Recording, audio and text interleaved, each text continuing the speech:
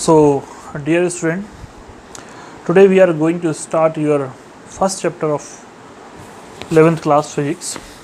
Now, the first chapter, I am giving some introduction about the first chapter.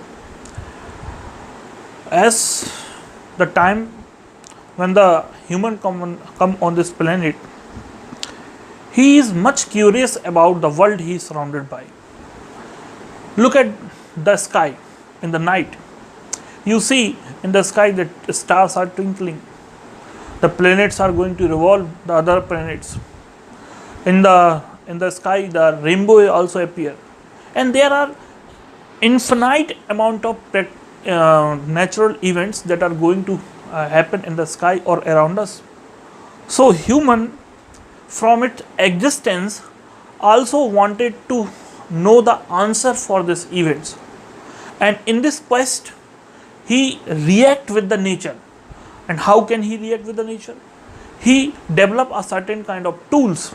He develop a certain kind of tools to interact with the nature. Okay, and slowly there is a growth of science. Now you think that what is science? Means in a science is a science. The word originates from a Latin word scientia, which means to know, and in the Sanskrit it means that Vigyan, to know, ilm in the Arabic, ilm, to know. So we can say science is, by science we can say that it is the knowledge of a particular thing to a particular depth, and use that. Then after applying the knowledge, after gaining the knowledge, we can apply that in our practical world. So science is basically a knowledge of a particular thing at a particular depth. Okay, and apply that knowledge, gain knowledge to apply in a basic principle, practical principle. Just for example, you are watching me through this video. So these are all the practical advancement of the scientific theories. Okay, so now we have to learn that how, if we want to tool a device. Okay, if we want to make a device, then how can we approach for making of anything? So there are certain scientific method. Which every scientist use to discover either a theory or a new thing. Okay, so what are these scientific method?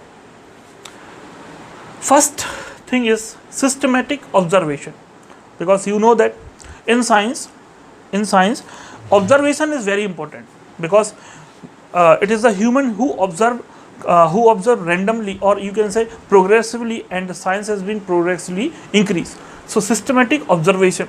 Okay, I will explain with the help of example: controlled experiment, qualitative and quantitative reasoning, mathematical modeling, and verification and falsification of theories. Now we will understand this steps with the help of a story.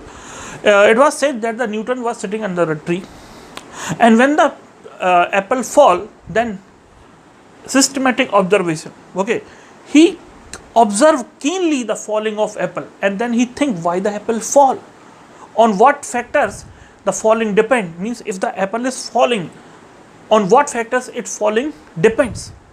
So that is the reasoning part. But so when he see the apple is falling, so he took the apple to his home, or we can say he took the weights. He took the certain kind of weights to his home, and then with a control way, he made the different kind of stones or apple made fall with a different distance. Okay, so that is the controlled experiment. I mean, first he observed the thing, then he come to his lab in his home and do a practical in a controlled way. And then he wanted to establish a relationship between the various factors, because if you take this marker and it fall down to the marker having some mass, and it is falling toward earth, means there is something which is attracting this marker. So that is the part of qualitative and quantitative reasoning, where we look in which we are practically doing. This is depend on the what factors. So we can say that there is the force of attraction, and that force of attraction depend on the mass of apple and mass of earth. Okay, and next thing is force is also depend on the square of distance between them. That is the qualitative and quantitative reasoning. By reasoning, we can develop a certain kind of relationship. Now, put that relationship in a mathematical model. In the 10th class or 9th class, surely you have learned about the gravitational theory, where you have learned that formula, the force of attraction between the two masses, F equal to G m1 m2 upon d square. So this is the mathematical modeling. We develop a mathematical formula for that, and that formula works, or you can say by this formula we can calculate the force of attraction between any two mass. Okay, so that is a mathematical modeling. And next thing, last thing, verification and falsification of theories. Why we are going to learn that? What happened? Newton law can be explained, or it can calculate the force of attraction between the masses, between the heavenly masses. Okay, the mass should be more. But when the size of the object is going to be reduced and it comes to an atomic level, then this law fails. Means at the atomic level, what is the force of attraction between the electrons and all that, this law is failed. So here comes the fifth step, verification and falsification of theories comes to play. Means firstly, there is a keenly observation. On the basis of observation, the control experiment has been done, and on the control experiment we develop a qualitative and quantitative reasoning for that, and then we develop mathematical modeling, and finally there is a verification. Either we will verify the law, either it will be falsified. Okay, so these are the steps of the scientific method. Okay, so now, because in this chapter this is very we can say informative about the physics or science, we can say. You will get the information about what you are going to learn in this whole physics in the 11th and 12th class. So don't be stressed over it. It is a theoretical chapter. I am basically try to describe you theoretically. Okay, now from the next chapter we will do some numericals and all that. And so this chapter, for this chapter, you have to understand that this is a quite theoretical chapter. Okay, now do you think that this, after Newton has formulated this law is sufficient to do everything? No, because science is a dynamic subject. Science is a dynamic subject. There is no final theory for science. Okay, there is no final theory that can depict all the things. Okay, so whenever the scientists do a certain kind of experiment, something is left here. This law cannot be hold for the atomic level. So some scientists work for the atomic level force, how we can calculate the atomic forces, the forces acting between the charged particle. So we take an example for that.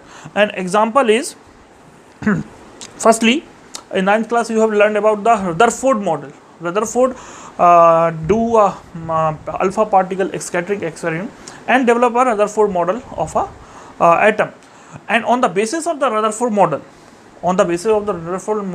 Neil Bohr developed a model of hydrogen atom, or we can say the quantum theory, because they are dealing with atomic level. So whenever we are dealing with the atomic level, that is the quantum mechanics. Okay, so this is the classical mechanics. Okay, when we are dealing with the macroscopic world, that is the classical mechanics, and when we are dealing with the atomic level, this is the quantum mechanics. In the same way, so work of the one scientist is used by the another scientist to increase or to make the flow out. Okay, so now next thing, Johannes Kepler, you know he gives the 3 laws for a planetary motion.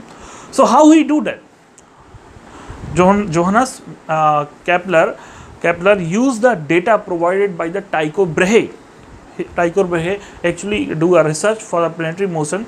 So he used the data formulated by the Tycho Brahe and improved the theory of heliocentric theory given by the Copernicus. Okay, so this is the work. So I am trying to say to you that the work of one scientist is carried forward to the other scientists. Okay, now next thing, up to that part I have not defined what is physics. Okay, now what is physics? We can say physics is the learning of basic principle of the nature. Physics is learning or the study of basic principle of nature and see that basic principle in the natural events. Okay, physics is study of the natural principle, and to see that natural principle or to manifestation of that natural principle in the physical or natural events, that is the physics. Now there are two approaches in physics. There are two approaches. Approaches means if you are going to learn the physics, then there are two approaches. One approach is known as unification. One approach is known as unification, and other approach is known as reduction. Unification, and other approach is known as reduction. Means if you are going to learn the physics, if you become a scientist, so you will follow any of the two approach. Okay, unification means what we do, as the names are unified, means generally what we have, we want to elaborate the different natural phenomena. We want to elaborate or explain the different natural phenomena with the help of some laws. Just for sake of example, that for Newton's law of gravitation, explain the force of attraction between the apple and the earth, explain the force of attraction between the apple and the earth and the moon, and explain the force of attraction between the various planets of the solar system. So in this unification process, we develop a certain laws, and that law work for the whole system. Okay, so unification process is the process in which we develop a certain laws and theorems, and finally these laws and theorems work for all the things which they are subjected to. Okay, so that is the unification. Now what do you mean by the reduction? Reduction is simply, if we want to study the very complex system, so those complex system can be studied by its properties. Those complex system can be studied by its properties as well as its constituent particle, its the interaction of its constituent particle, those particles which the matter is made up of. We can study those small particles and we get a relationship of that complex system.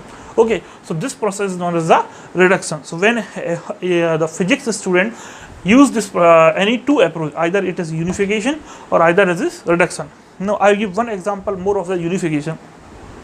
You came to know in the 12th class in the electromagnetism.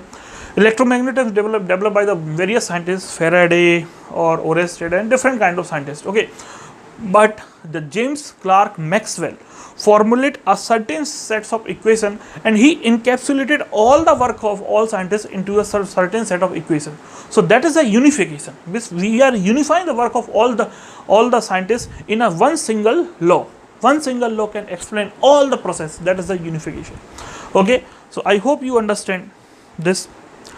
Now next thing we are going to learn, that is the scope of physics.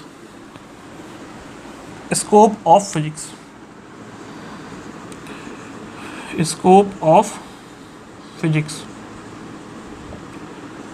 Physics is very vast. Means if you see, the physics is very vast. Suppose compare the size of our universe. It is 10 raised to power 50 meter, not our Milky Way. Okay, 10 raised to power 50 meter to the size of an atom, 10 raised to power minus 40 meter. Look at the variation. One is 10 raised to power 50 meter, other is 10 raised to power minus 40 meter. So the scope, or you can say the vastness of the physics is very big. We can go longer length, and we can go to the shorter and shorter length. It is vastness is more. So basically we will study the physics into the two parts. Okay, one is the macroscopic domain, one is the macroscopic domain. Macroscopic domain,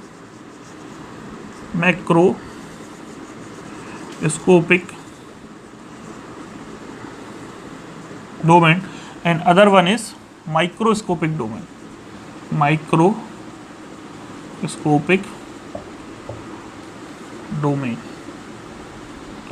So in macroscopic domain, we will learn about the macroscopic properties. Okay, macroscopic things like terrestrial thing, planetary motion, planets, all that. So it consists of a classical mechanics. It consists of the classical mechanics. It consists of the classical mechanics, in which you will learn the mechanics. Sorry, this is optics, electrodynamics,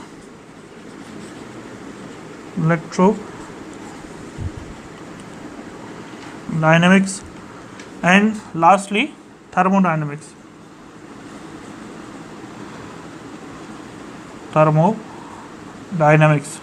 These are the subject you will learn in your 11th class. Okay, basically it is the mechanics.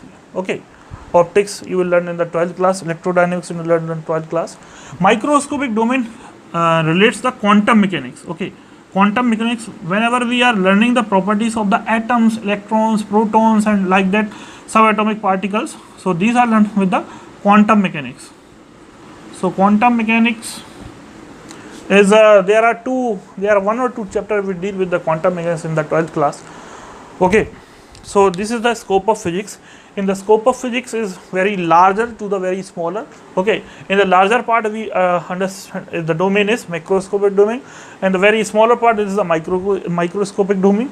In the macroscopic domain there is a classical mechanics. Classical mechanics involves the mechanics, optics, electrodynamics, and thermodynamics, and microscopic domain related with the quantum mechanics. Now classical mechanics. What is classical mechanics? Okay, what is mechanics? First part, mechanics deal with the study of motion. Okay, so suppose Chandrayaan 2 is launched, and after 30 hours, where is the Chandrayaan? We know all the means those scientists, not me, those scientists know by knowing the motion, by studying the motion, they know that where is the exact location of the Chandrayaan. Okay, so this is learned in the mechanics, where we are dealing with the forces and motions of the body. Okay, now optics deals with the light. Okay, you see that in the rainbow there are 7 colors of lights. In the 10th class you have also studied about the light refraction, diffraction. Okay, so various phenomena, natural phenomena will be studied under the optics. Electrodynamics, this you will learn in the 12th class, that we are learning about the charges, their motion create the magnetic field, electric field. Okay, and various things you will learn under this category. Thermodynamics, in thermodynamics you will learn about the heat. Okay, you will learn about the heat and heat in motion. More precise, that heat in motion, what property will heat will develop when it comes into the motion. Now microscopic domain, in this you will learn about the quantum mechanics. Quantum mechanics, as I said earlier, it deals with the subatomic particles, subatomic electron, proton, neutron, all these properties we will learn. So there are one chapter in the 12th class, the kinetic theory of gas, which is related with this quantum mechanics. Not much stress is given in the 11th, 12th level. Okay, so I hope you understand this. This is a very informative chapter. Nothing in this. You have to see this video, watch this video carefully, read the book carefully. From the chapter 2 it is being started, or you can say our physics course has started from the chapter 2. So some part is remaining. The next video we will discuss about that, some part what is remaining of physical world. Okay, so thank you.